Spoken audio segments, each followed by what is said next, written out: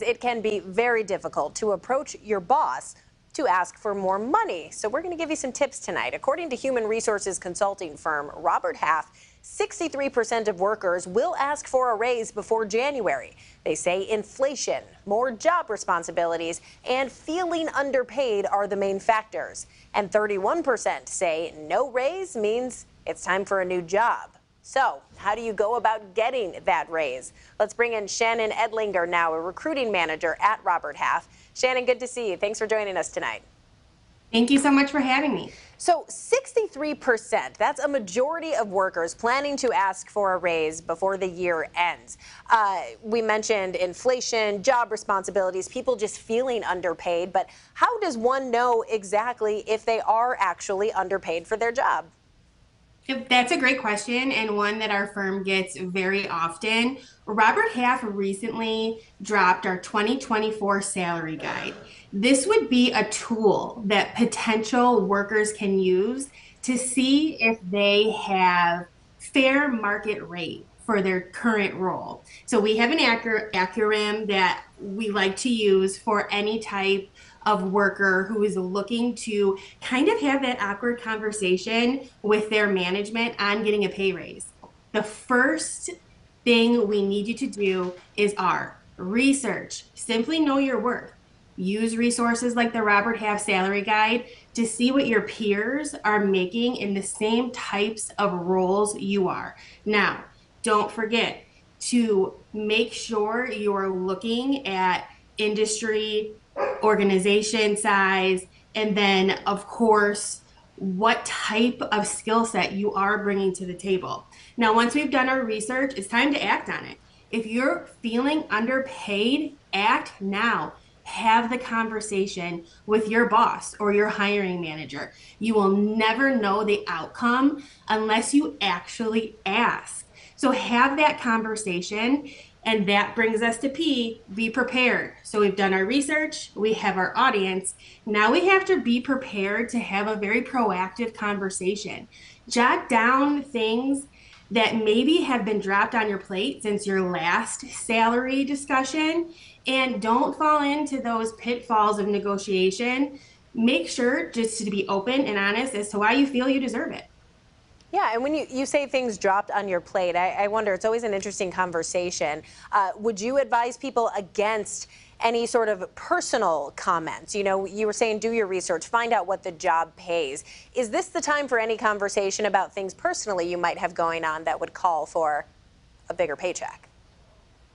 Absolutely not. This wouldn't be the most appropriate time to bring in any type of personal reasons why you would need any additional income. We really want to keep these conversations focused to this was what I was brought in our original job description, and I am happy to help the organization grow. And I took on these additional responsibilities in the last 6 months, and I'd like to discuss how I can be compensated for it. Or what would it look like if we have this conversation in 3 months, 6 months, 12 months, and have that open dialogue and conversation? Do you think people should have that conversation, that kind of dialogue with peers? You mentioned you want to find out what are peers in this role making. Do you recommend people make that jump and ask someone, what do you think this job should pay? I don't. I think that information personally, as pay, bonus information, even healthcare information, probably shouldn't be a topic to discuss at work. When we're doing our research, we want to use sources like the Robert Half Salary Guide.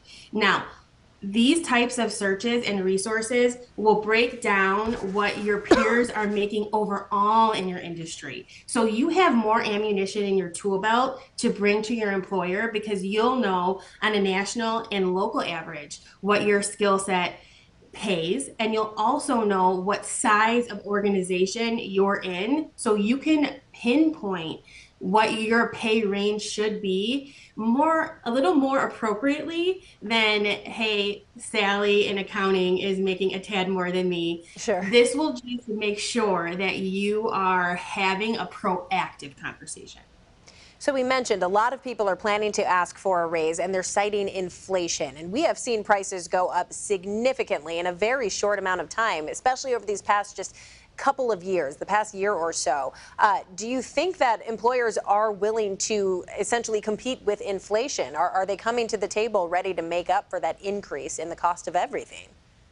Yeah, it's definitely a complex labor market right now, and we're seeing that on both sides. So it's so important to remember that inflation is 100% a two-way street. I am the grocery shopper in my family, and I have been feeling it the last couple of years. Unfortunately, so do organizations. So they're just not able to offer those pre-COVID, Great Recession type salaries in this type of market. But there are a lot of things employers can do to not only attract talent, but retain that talent. What we found of the biggest trends coming out of 2024 in terms of hiring and salary is being creative. If you are a hiring manager out there or even a business owner and you're looking to attract more talent, you're looking to retain talent, there are a plethora of things that you can add to the table when it comes to an annual compensation package. A sign-on bonus, tuition reimbursement. There's also very little things like offering free lunches on Wednesdays and Fridays. I actually have a client in Metro Detroit who's trying to retain more Gen Z talent. And by offering free lunches and unlimited PTO, they have seen not only their retention rates rise, but they're also seeing a huge uptick in applicants and very successful interviews. Yeah, that is huge. All right, some excellent tips here people can take. The majority of people, apparently, who are planning to ask for that raise. Shannon Edlinger, recruiting manager at Robert Half. Thanks for joining us again today. Thank you so much for having me.